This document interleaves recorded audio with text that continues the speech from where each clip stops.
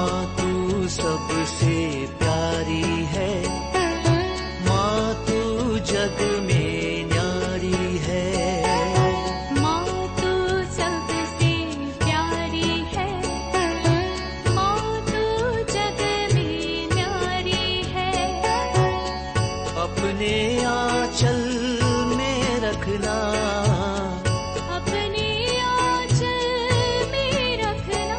हमें वरदानों से भरना। माँ तू सबसे प्यारी है, माँ तू जग में न्यारी है। माँ तू सबसे प्यारी है, माँ तू जग में न्यारी है। Mr. Rajan Samuel, a great missionary in Hindi heartland, first class with distinction.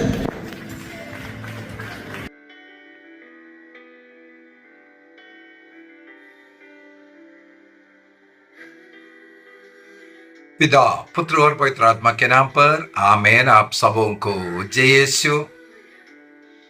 एक सवाल आया है, उसका उत्तर आज के इस क्लास के द्वारा देना चाहूंगा। सवाल है, पवित्र बाइबल में और हम लोग बार बार कहते हैं ईश्वर का अनुग्रह आ जाए।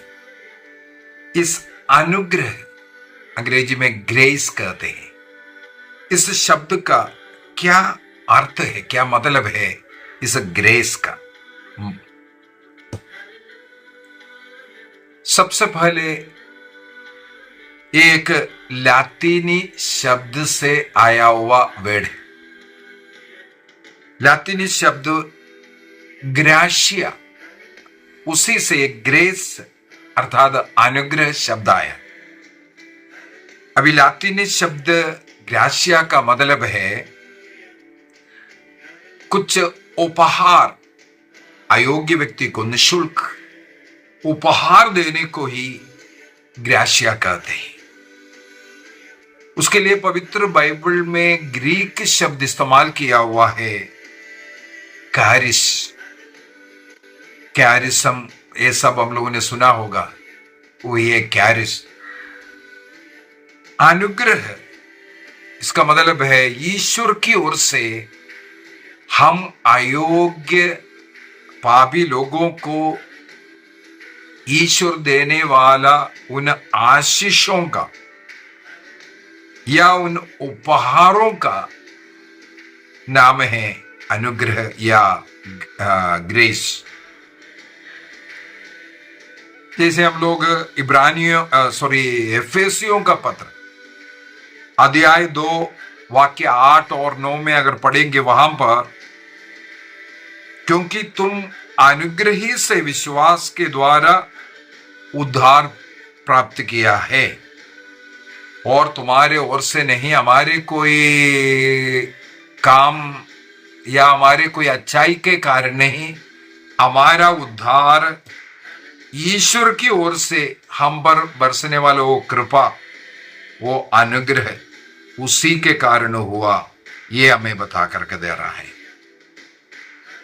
कैथोलिक कलीसिया का धर्म शिक्षा ग्रंथ 1996 में 1996 में लिखा है, ये अनुग्रह ईश्वर की एक कृपा है। हम अयोग्य है, फिर भी हमें प्यार करने के कारण हमें कुछ उपहार, हमारी जरूरतों को पूर्ति करने के लिए, हमें स्वर्ग राज्य के योग्य बनाने के लिए हमें देने वाले उस सहायता है। और ईश्वर के जीवन में हम भागी बन करके उस आनंद और शांति का अनुभव करने के लिए यह दिया जाता है। योहन का सुसमाचार अध्याय 16-17 बहुत ही सुंदर है। योहन का सुसमाचार अध्याय 1 का वाक्य 16 से अगर पढ़ेंगे, वहां पर संत योहन लिखते हैं, ईश्वर के परिपूर्णता से हम सबों को अनुग्रह पर अनुग्रह मिला है। ये हमारी कुछ योग्यता, हमारी कुछ काम, हमारी कुछ अच्छाई के कारण नहीं, बल्कि ईश्वर के, वो ईश्वर है, इसलिए वो पापियों को भी प्यार करते हैं, अयोग्य व्यक्तियों को भी उनकी जरूरतों के अनुसार सब कुछ देता है। तो वाक्य 17 में लिखा है, मूसा के द्वारा संहिता मिले किंतु अनुग्रह और सत्य ईसा मसीह के द्वारा हम लोग प्राप्त करते हैं करके। इसका मतलब है ईश्वर का अनुग्रह ईसा मसीह के द्वारा हम लोगों पर आते हैं। उसी प्रकार लूकस का सुसमाचार अध्याय 1 के अंदर जैसे गब्रिएल स्वर्गदूत माता मरियम को संबोधित करते हुए, प्रणाम करते हुए यही कहते हैं, प्रणाम ईश्वर के कृपा पात्री, फुल ऑफ ग्रेस कर करके स्वर्गदूत माता मरियम के अभिसंबोधना करते हैं। फुल ऑफ ग्रेस अर्थात अनुग्रह से, कृपा से परिपूर्ण है। इसका मतलब माता मरियम सारे मानव जाति के लिए एक सच्चा उदाहरण है, ईश्वर कृपा से मनुष्य को किस प्रकार भरते हैं। यदि माता मरियम फुल ऑफ ग्रेस है, कृपाओं से परिपूर्ण है, अनुग्रह से परिपूर्ण है, इसका मतलब हर एक मनुष्य इस प्रकार ईश्वर की कृपा से संपन्न हो सकता है, ये हमें सिखाते हैं। अभी कैथोलिक कलीसिया का धर्म शिक्षा ग्रंथ कैटेकिज्म ऑफ कैथोलिक चर्च 1999 और 2000 को पढ़ेंगे। कैटेकिज्म 1999 एंड 2000, वहां पर अनुग्रह को कई प्रकार का अनुग्रह कर करके बता करके दे रहा है। एक अनुग्रह मनुष्य को पवित्र करते हैं, सैंक्टिफाइंग ग्रेस लिखा हुआ है, पवित्र करने वाला अनुग्रह, अर्थात पवित्र आत्मा के एक परमानेंट छाप एक व्यक्ति को जब मिलता है तब वो पवित्र करने वाला वो अनुग्रह, अर्थात जब हम लोग बपतिस्मा ग्रहण करते हैं, दृढ़ीकरण संस्कार ग्रहण करते हैं, पवित्र आत्मा का एक परमानेंट सील लग जाता है, अर्थात यही सैंक्टिफाइंग ग्रेस हम लोगों को मिलता है। अभी दूसरा, उसको एक्चुअल ग्रेस कहते हैं, वास्तविक के अनुग्रह। वो कैसे हैं? हमारे सब कार्यकलापों में, हमारे प्रार्थनाओं में, हमारे जीवन में, हमारे जरूरत के अनुसार ईश्वर हस्तक्षेप करके हम लोगों को ईश्वर के योग्य बनाता है। डायरेक्ट हस्तक्षेप ईश्वर द्वारा कर रहा है, उसी को वास्तविक अनुग्रह अर्थात एक्चुअल ग्रेस कहते हैं। अभी तीसरा कैटेगरी है सैक्रमेंटल ग्रेस कहते हैं। सैक्रमेंटल ग्रेस संस्कारों को ग्रहण करते वक्त हम प्राप्त करने वाला अनुग्रह। संस्कार का मतलब ही हो गया कुछ आंतरिक कृपाओं को, अनुग्रहों को, आशीषों को हम प्राप्त करते हैं, उसका बाहरी चिन्ह है जिसको हम लोग संस्कार कहते हैं। तो उन संस्कारों के द्वारा हम लोगों को मिलने वाले उस ग्रेस को सैक्रमेंटल ग्रेस अर्थात संस्कार द्वारा मिलने वाला अनुग्रह कहा जाता है। अभी चौथा एक और कैटेगरी हम बोल सकते हैं, कुछ विशेष आशीषें, कृपाएं ईश्वर मनुष्य को देता है पवित्र आत्मा के द्वारा, सब जिसे हम कैरिस्म कहते हैं, कैरिस्म्स। तो कलीसिया की सेवा के लिए, प्रभु का कार्य करने के लिए विशेष रूप से कुछ लोगों को देने वाले उन विशेष कृपा दानों को हम लोग कैरिसम्स कहते हैं। तो इस प्रकार इन अनुग्रहों को कई प्रकार से हम लोग कैथोलिक कलीसिया का धर्म शिक्षा ग्रंथ के अंदर एक्सप्लेन किया हुआ हमें प्राप्त कर सकते हैं। इसके बाद एक और सत्य बात कैटेकिज्म में सिखाते हैं कि ये ईश्वर के अनुग्रह प्राप्त करने का मतलब ये नहीं है ये अनुग्रह आकर के हमारी स्वतंत्रता को छीन रहा हो, हमें कैद कर रहा हो, ईश्वर की इच्छा के अनुसार हमें मोड़ने वाला कोई कार्य कर रहा हो, ये भी नहीं है। हम स्वतंत्र ही है।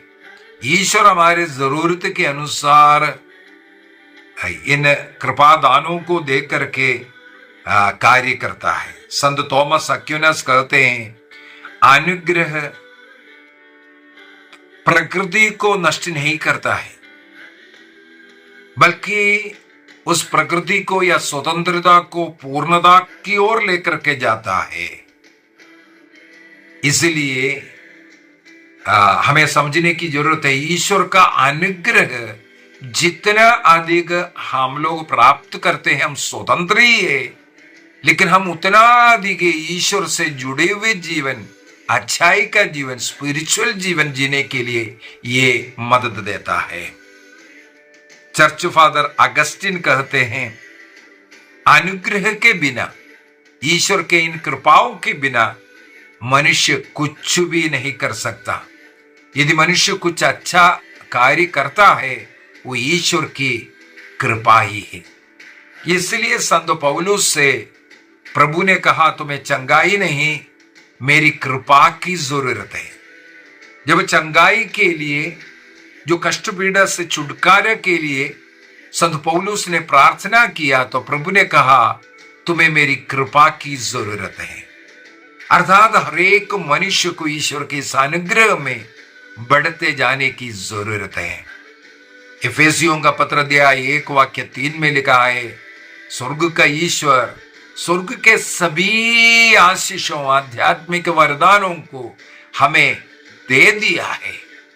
हमें उसके अनुसार जीवन जी करके उन वरदानों का सदुपयोग करते हुए ईश्वर से जुड़ते हुए आत्मिक जीवन जीने के लिए ये आशीषें, ये कृपाएं हम लोग प्राप्त करना चाहिए।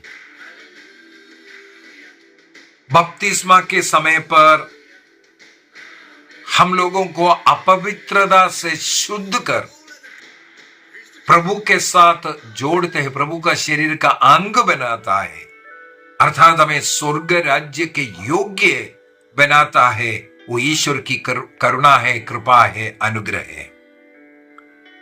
उसी प्रकार पवित्र यूकरिस्तीय बलिदान में हम भाग लेते हैं। सभी आशीषों का, अनुग्रहों का स्रोत, जैसे कैथोलिक कलीसिया का धर्म शिक्षा ग्रंथ 1324 के अंदर 1324 के अंदर कहते हैं पवित्र Eucharist source and summit of Christian life, क्रिस्तीय जीवन का वो स्रोत है, वो शिखर है। अर्थात स्वयं क्रिस्त हमारे जीवन में आकर के सभी प्रकार के आशीषों से, कृपाओं से हमें संबंध करता है। इसलिए हमें बार बार पवित्र यूक्रिस्त को ग्रहण करते हुए ईश्वरीय कृपा में, आशीष में, अनुग्रह में भर करके जीवन जीना चाहिए। यदि पाप के कारण उसमें कोई कमी पड़ता है, अगला संस्कार पाप स्वीकार संस्कार, उन पापों को हम मिटा करके, उस पाप से हमें धो करके पुनः उस कृपा की अवस्था में, अनुग्रह की, आशीष की अवस्था में हमें लेके जाने का साधन है पाप स्वीकार संस्कार। इसका मतलब इन संस्कारों के द्वारा प्रभु की अनुग्रह आशीष अंबर आकर ईश्वर के योग्य, स्वर्ग राज्य के योग्य हमें बनाता रहता है। तो मेरे विचार में ये जो सवाल है, अनुग्रह क्या चीज है, क्या है, आज के क्लास में मैं ये बता कर देने का प्रयत्न किया। आइए हम अपने आंखों को बंद करेंगे और प्रभु से प्रार्थना करेंगे, प्रभु हमें अपने अनुग्रह से भर दीजिए, अपनी कृपा से, करुणा से भर दीजिए प्रभु, ताकि हम तेरी इच्छा से और तेरी इच्छा के अनुसार अच्छे जीवन जी सके, अच्छा कर्म कर सके, तुझसे जुड़े हुए जीवन जी सके, लोगों की सेवा कर सके। हमें तेरी कृपा की जरूरत है, अनुग्रह की जरूरत है। हम विश्वास करते हैं हमारे स्वर्ग के ईश्वर हमें निरंतर उस अनुग्रह से भरकर उस कृपा के स्रोत की ओर हमें लेकर के जाता है। प्रभु हम सबों को आशीष दे, कृपा दे, पिता, पुत्र और पवित्र आत्मा के नाम पर आमीन। आप सबों को जय यीशु।